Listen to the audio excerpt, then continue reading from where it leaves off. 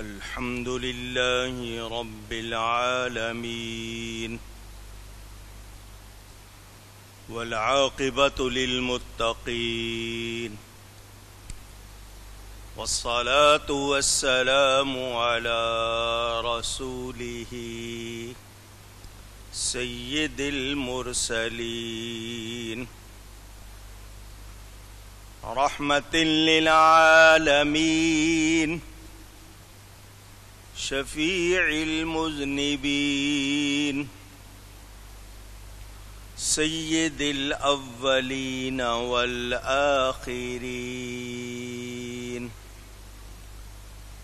سيدنا ومولانا محمد رسول رب العالمين وعلى آله وصحبه أجمعين أما بعد فأعوذ بالله من الشيطان الرجيم بسم الله الرحمن الرحيم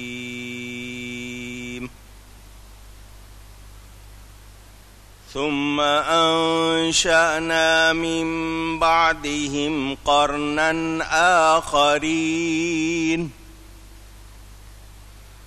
فأرسلنا فيهم رسولا منهم أن اعبدوا الله ما لكم من إله غيره أفلا تتقون صدق الله العلی العظیم۔ محبت کے ساتھ ایک مرتبہ دروشی پڑھ لیجئے۔ اللہم صلی علی سیدنا و مولانا محمد معدن الجود والکرم وآلہ وصحبہ وبارک وسلم۔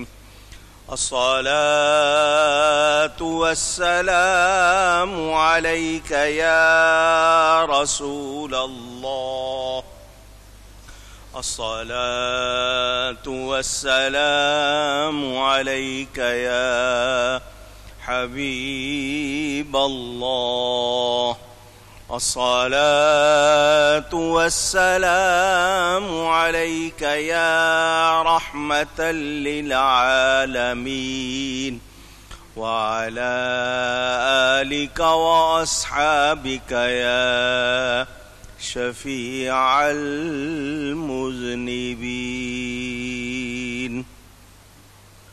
حمد و صلات کے بعد قرآن کریم کی سورۃ المؤمنون کی تفسیر آپ سن رہے ہیں۔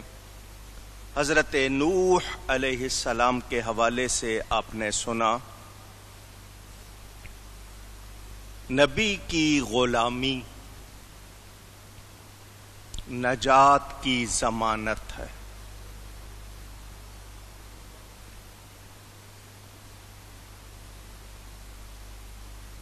انبیاء کرام کی مخالفت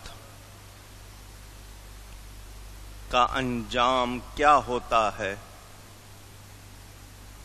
یہ قرآن میں جگہ جگہ بیان ہوا۔ کافروں نے، مشرکوں نے، دشمنوں نے نبی کی مخالفت کی، اور جو ان کا انجام ہوا وہ دنیا میں بھی تباہ ہوئے، ان پر عذاب آئے، اور آخرت کا عذاب ابھی باقی ہے۔ کوئی جگہ جہاں پر آپ کو ایمان کی آزادی نہ ہو، جہاں آپ آزادانہ نہ بسر کر سکیں، وہاں سے ہجرت کا بیان بھی، کہ ایسا موقع آ جائے کہ ایمان پر عمل نہ ہو سکے، آپ کی جان کو خطرہ ہو جائے، تو وہاں سے ہجرت کر جائیں۔ اکثر نبی مہاجر ہوئے، نیکوں کی اولاد کو نیک ماں باپ کا فیضان پہنچتا ہے بشرطے کہ وہ ایمان میں اور کردار میں ٹھیک ہوں۔ جو اولاد عقیدے میں درست نہیں رہتی یا عمل میں درست نہیں رہتی، اس کو نیک ماں باپ کا فیضان فائدہ نہیں پہنچتا۔ نوح علیہ السلام کا بیٹا عقیدہ بھی خراب ہو گیا، عمل بھی خراب ہو گئے، کوئی فائدہ نہیں ہوا۔ نوح علیہ السلام کے بعد دوبارہ انسانی نسل پھیلی، بہت سی قومیں دنیا میں آئیں، ان میں ان کے رسول بھی تشریف لائے۔ جن قوموں نے نبی کی مخالفت کی وہ تباہ ہوئی، ہلاک ہوئی۔ اسی طرح آج بھی وہ لوگ جو نبی کی تعظیم کرنے کی بجائے، نبی کی پیروی کرنے کی بجائے بے ادبی یا مخالفت کرتے ہیں، ان کا انجام بھی ہلاکت ہے، بربادی ہے، انہیں کوئی فائدہ نہیں ہوگا۔ میرے دوستوں اور بزرگوں، ہود علیہ السلام اور حضرت صالح علیہ السلام حضرت نوح علیہ السلام کے بعد اپنی اپنی قوموں میں آئے۔ اللہ فرماتا ہے پھر ان کے بعد ہم نے اور سنگت پیدا کی، یعنی اور قومیں آئیں تو ان میں ایک رسول انہی میں سے بھیجا۔ اور یہ بات آپ کو پچھلے جمعے سنا چکا کہ ہر نبی کا پیغام یہی تھا کہ اللہ کے سوا کسی کی عبادت نہیں کرنی، اللہ کے سوا کوئی عبادت کے لائق نہیں۔ یہ وہ سبق ہے جو ہر نبی نے پہنچایا ہے۔ اور اس حوالے سے آپ کو یہ بتا چکا کہ ہم اللہ والوں کی تعظیم کرتے ہیں۔ ہر عبادت میں تعظیم ہے مگر ہر تعظیم عبادت نہیں، یہ بھی آپ کو سنا چکا۔ انبیاء کرام علیہم السلام عقیدے میں متفق، ان کے عقیدے میں کوئی اختلاف، آواز آئے ذرا اونچی کہیے، نہیں یہ جان، حضرت آدم علیہ السلام سے لے کر حضرت عیسیٰ علیہ السلام علی نبینا و علیہم الصلاۃ والسلام، سارے نبی سب کا عقیدہ ایک ہے۔ عملی عبادات مختلف رہی لیکن عقیدے میں سب متفق کہ اللہ کے سوا کوئی عبادت کے لائق نہیں۔ نبی اللہ کی طرف سے ہے، اس کی تعظیم کرنی ہے، اس کا کہنا ماننا ہے۔ یہ عبادات جیسے ہم نماز، روزہ، زکوٰۃ، حج اور دوسری نیکیاں کرتے ہیں، یہ شروع میں جو پہلی قومیں تھیں ان میں کچھ کم، کسی میں زیادہ، لیکن ہم چونکہ آخر میں آئے ہیں تو ہمیں وہ کچھ ملا جو ان کو نہیں ملا۔ جو کام کسی نبی کی شریعت میں ہو، یہ ایک جملہ یاد کر لے، جو کام کسی نبی کی شریعت میں ہو وہ شرک نہیں ہوتا۔ جو کام اللہ کے کسی نبی کی شریعت میں ہو وہ شرک نہیں ہوتا، کیونکہ نبی اللہ کی طرف سے ہے اور نبی غلط تعلیم نہیں دیتا۔ یہ اگر یاد ہو جائے تو بہت سے مسئلے آپ کے ذہنوں میں خود بخود حل ہوتے چلے جائیں گے۔ کسی نبی نے بھی غلط تعلیم نہیں دی، جتنے آئے وہ اللہ کی طرف سے تھے اور سچ اور حق سکھانے آئے، کسی نے بھی کوئی ایسی تعلیم نہیں دی جس پر کسی کو انگلی اٹھانے کا موقع ملے۔ اللہ کے سوا کوئی عبادت کے لائق نہیں، زندہ، مردہ، انسان یا مظاہر قدرت، کوئی بھی، چاند، سورج، ستارے، سیارے، لوہا، ہوا، پانی، آگ، جتنے مظاہر قدرت ہیں یا انسان، کوئی بھی اللہ کے سوا عبادت کے لائق نہیں۔ کسی کی کسی طرح پوجا، پرستش، عبادت، ورشپ نہیں ہو سکتی، یہ طے ہے۔ افلا تتقون، تو کیا تمہیں ڈر نہیں، تم ڈرتے نہیں ہو؟ یہ سب پہلے لوگوں کا حال کیوں بیان کیا جا رہا ہے کہ سنو، سمجھو کہ پہلی قومیں کیوں ہلاک ہوئیں، ان میں جو کامیاب ہوئے وہ کیسے اور جو برباد ہوئے وہ کیسے، تو یہ سن کر سبق اور عبرت حاصل کرو۔ آئیے آگے چلتے ہیں۔ اللہ تعالیٰ ارشاد فرماتا ہے وَقَالَ الْمَلَأُ مِنْ قَوْمِهِ الَّذِينَ كَفَرُوا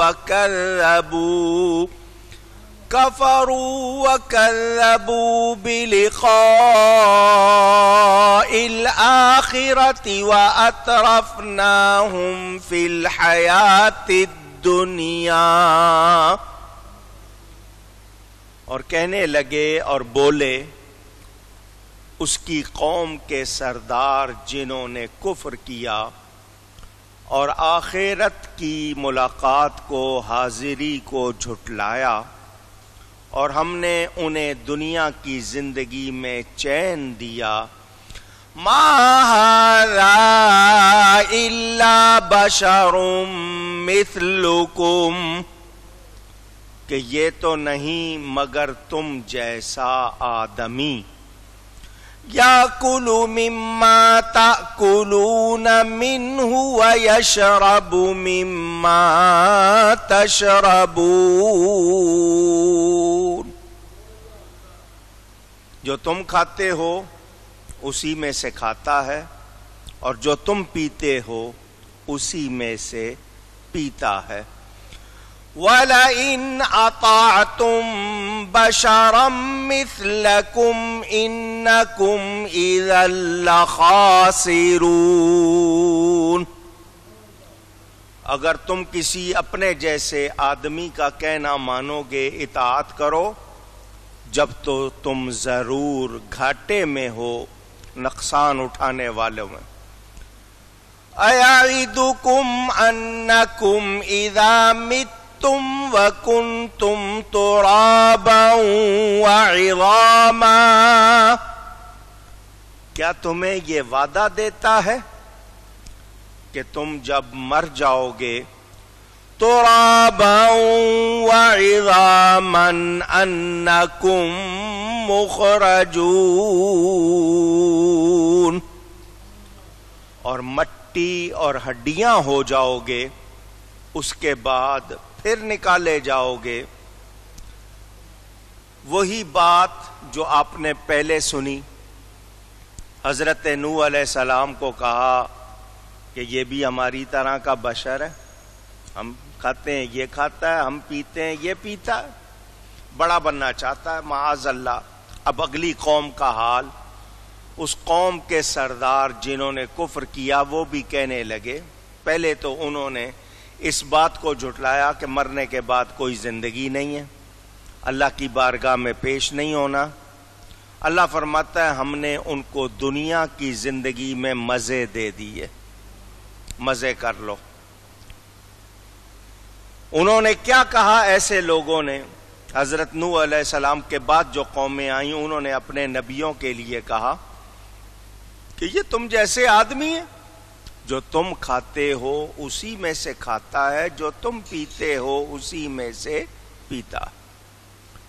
یہاں سے جو دو باتیں بنیادی طور پر پہلے پتہ چلیں وہ یہ کہ مالدار، سردار، وڈیرے، دنیاوی ظاہری عزت والے ہمیشہ دیکھنے میں جو آیا ہے نبیوں کے مخالف ہوئے ہیں.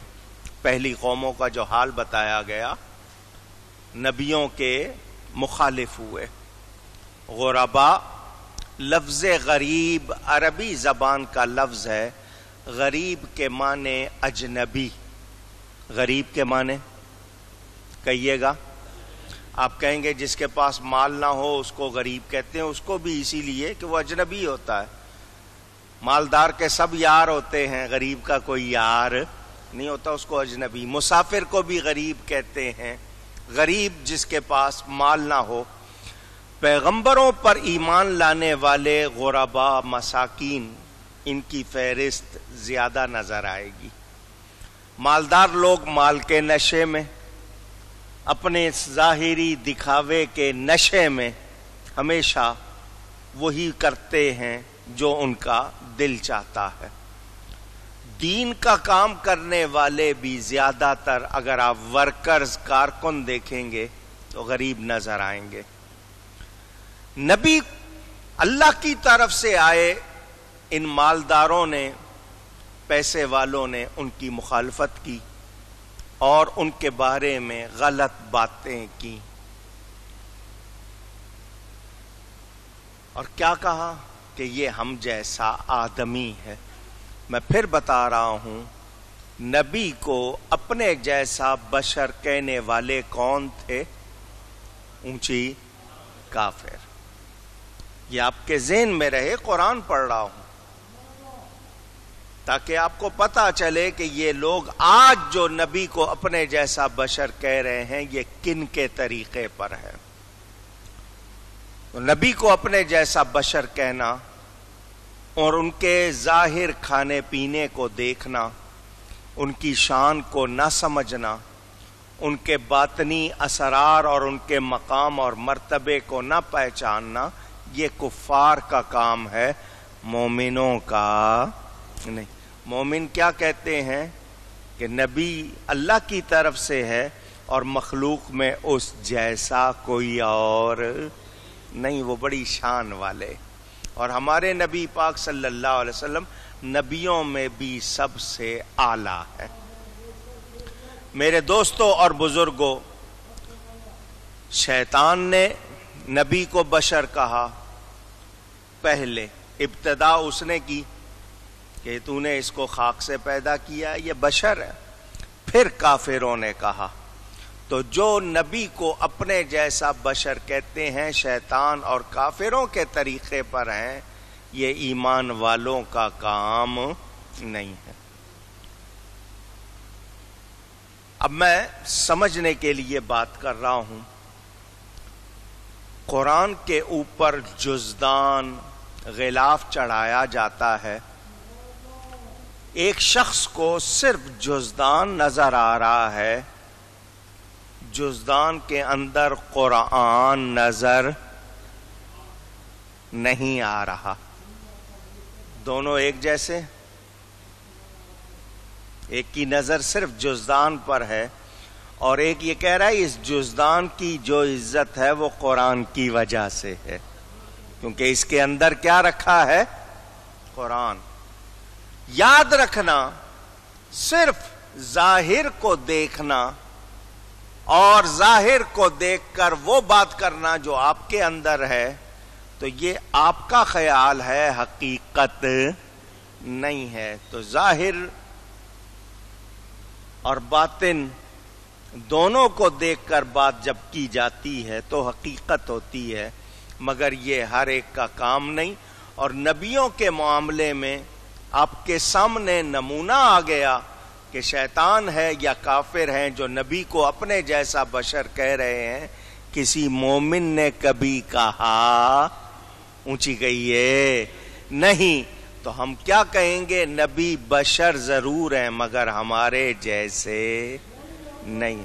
میرے دوستوں اور بزرگوں، ہم لوگ قرآن اور حدیث کے پابند ہیں اور نبی کے معاملے میں ہم اپنی رائے، اپنے خیالات کے مطابق نہیں کہہ سکتے نبی ایسا ہے. ہمیں رب نے بتایا ہے، اللہ نے بتایا، قرآن حدیث نے بتایا، تو ایمان جب لاتے ہیں، ایمان مفصل ایمان مجمل پڑھتے ہیں، اس میں بتا دیا ہم ایمان لائے اللہ کے نبیوں پر۔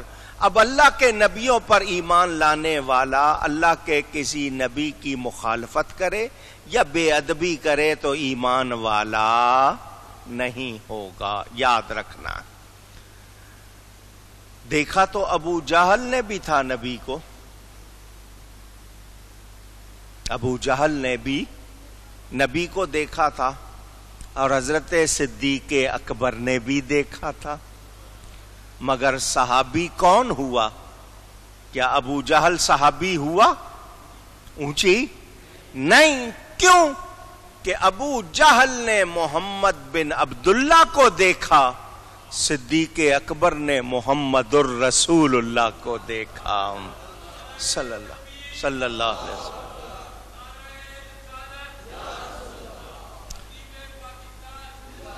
محمد بن عبداللہ بھی ہیں وہ، محمد الرسول اللہ صلی اللہ علیہ وسلم بھی، مگر محمد بن عبداللہ محض اپنے جیسا بشر سمجھ کے دیکھنا یہ ابو جہل کا کام ہے، اور ان کو اللہ کا رسول سمجھ کے دیکھنا یہ صدیق اکبر کا کام ہے۔